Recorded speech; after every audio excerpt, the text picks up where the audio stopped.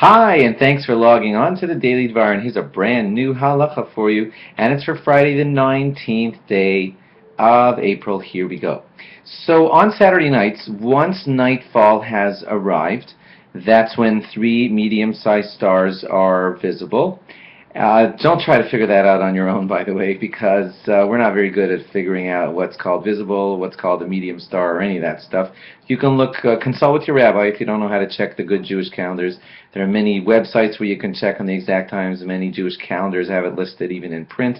But the bottom line is find out what time Shabbos ends in your area. Any time after that, you are allowed to end Shabbos by one of three declarations. Either you could say the words, Baruch Hamavdil ben Kodesh L'chol, blessed is God who separates between holy and not holy. That is an announcement that you have stopped keeping Shabbos because it's nightfall. You can't do this before nightfall. Way number two is in the evening service of Saturday night of Matzai Shabbos. There's an insert called Atachon Antonu that's inserted in the bracha of Atachonin La'adam Das. You can find it in your siddur if you're not familiar with what I'm saying. And that is like a pronouncement that I have ended Shabbos. And the ultimate way to end Shabbos is by, of course, reading the Havdalah service out of a siddur with a cup of wine, a candle, and a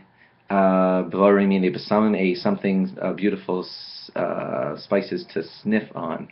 Okay, now, but please remember that you must have, in some way, announced that Shabbos is over before you even strike the match to light the candle. It could be the Atachon Antanu that you just said in your Shmona Esrei, or the Baruch Hamavdil that you said, but don't light that match until you have recited one of those first two forms.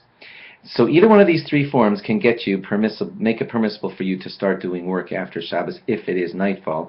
The one consideration that you should not ignore is that you must at some point either recite the Havdalah over that cup of wine or hear someone recite Havdalah over that cup of wine and answer Amen, because you're not supposed to eat until after having heard the Havdalah recited. So make certain, however you ended your announcement of Shabbos, still make certain to either recite the Havdalah with a cup of grape juice or wine, or hear the Havdalah recited with a cup of grape juice or wine and answer Amen. Hearing it over the phone, according to most rabbis, is not good enough.